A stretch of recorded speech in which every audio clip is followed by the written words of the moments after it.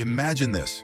9 hikers set out into the wilderness, confident, experienced, and prepared.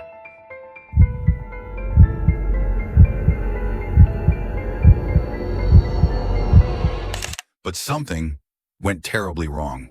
Their tent ripped open from the inside, their bodies scattered across the snow, some with horrifying injuries no one can explain. And decades later, we're still asking, what happened that night? Was it a tragic accident, a military cover-up, or did they encounter something not of this world?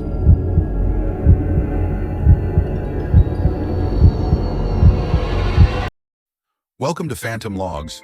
This is where we uncover the world's most chilling mysteries and unsolved cases. And today, we delve into the Dyatlov Pass incident, a case so strange, so terrifying, it will leave you questioning everything. Let's begin.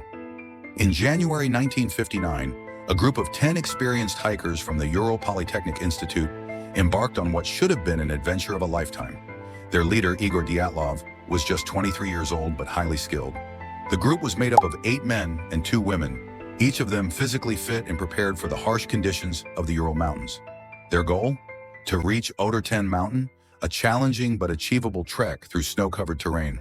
But one hiker, Yuri Yudin, fell ill just days into the journey. He turned back, leaving 9 to continue. That decision likely saved his life. The group was last seen alive on January 31st.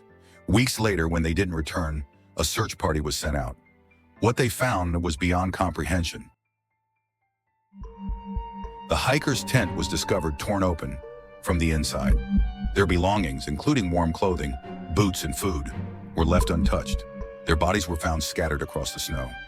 Some partially dressed, barefoot in temperatures as low as -30 degrees Celsius.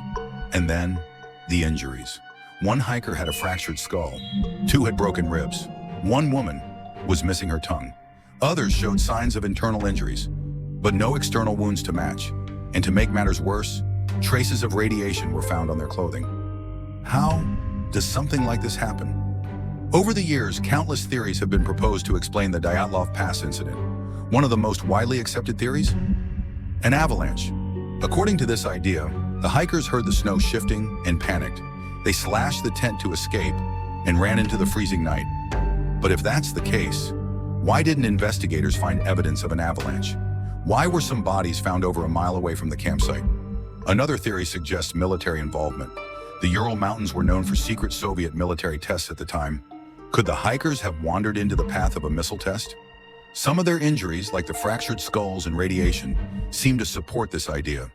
But if the military was involved, why didn't they cover their tracks more thoroughly? And then, there's the supernatural. Some believe the hikers were attacked by a Yeti or other unknown creature. Others claim they saw strange lights in the sky that night. Could it have been UFOs?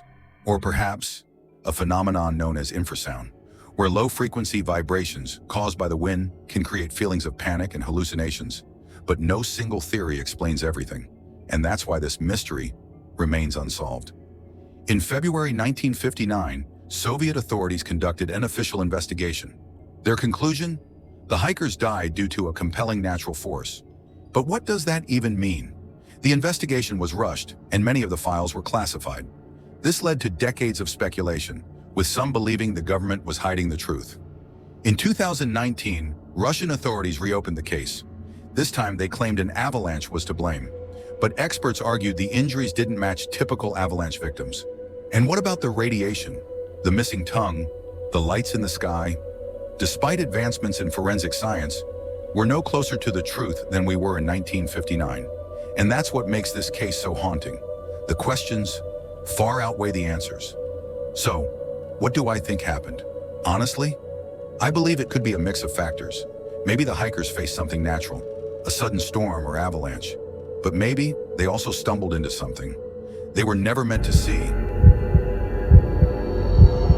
Perhaps a secret test site, or perhaps something we can't explain. Whatever happened that night, one thing is clear. This story continues to captivate, to haunt, and to remind us how fragile we are in the face of the unknown. What do you think happened to the Dyatlov group?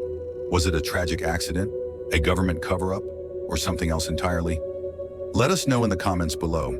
And if you enjoyed unraveling this mystery with us, don't forget to like, subscribe, and hit the bell icon. This is Phantom Logs. Until next time, stay curious, stay safe.